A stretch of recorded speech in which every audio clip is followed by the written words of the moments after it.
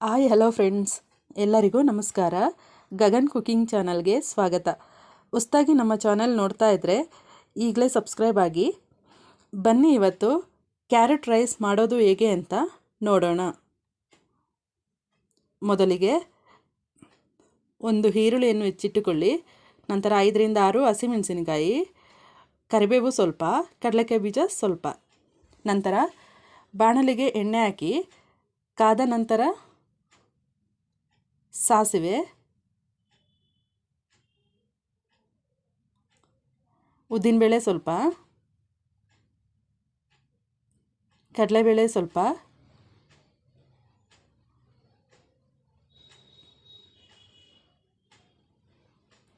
ನಂತರ ಕಡಲೆಕಾಯಿ ಬೀಜ ಹಾಕಿಕೊಂಡು ಚೆನ್ನಾಗಿ ಫ್ರೈ ಮಾಡಿಕೊಳ್ಳಿ.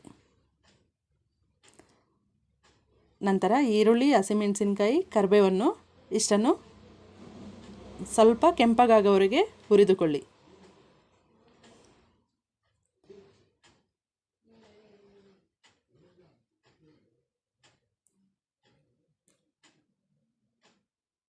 ನಂತರ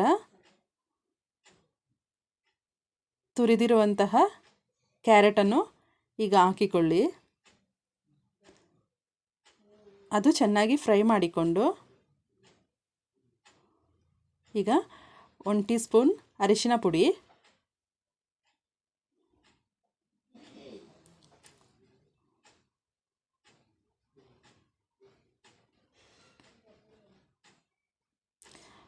ರುಚಿಗೆ ತಕ್ಕಷ್ಟು ಉಪ್ಪನ್ನು ಸೇರಿಸಿ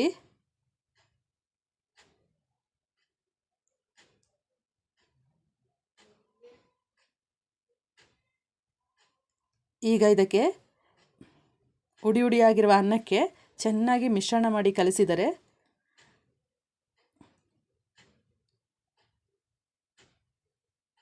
ತುಂಬ ಟೇಸ್ಟಿಯಾದ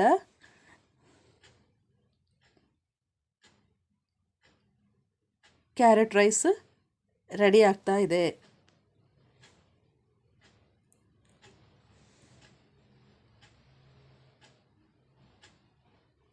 ನಂತರ ಸ್ವಲ್ಪ ನಿಂಬೆಹಣ್ಣಿನ ರಸ, ಅರ್ಧ ನಿಂಬೆಹಣ್ಣಿನ ರಸ ಹಾಕಿಕೊಳ್ಳಿ. ಈಗ ಫ್ರೆಂಡ್ಸ್, ಕ್ಯಾರೆಟ್ ರೈಸ್ ರೆಡಿಯಾಗಿದೆ. ಫ್ರೆಂಡ್ಸ್, ನಿಮಗೆ ಇದು ಇಷ್ಟ ಆದರೆ ಪ್ಲೀಸ್ ಒಂದು ಲೈಕ್ ಮಾಡಿ, ಶೇರ್ ಮಾಡಿ,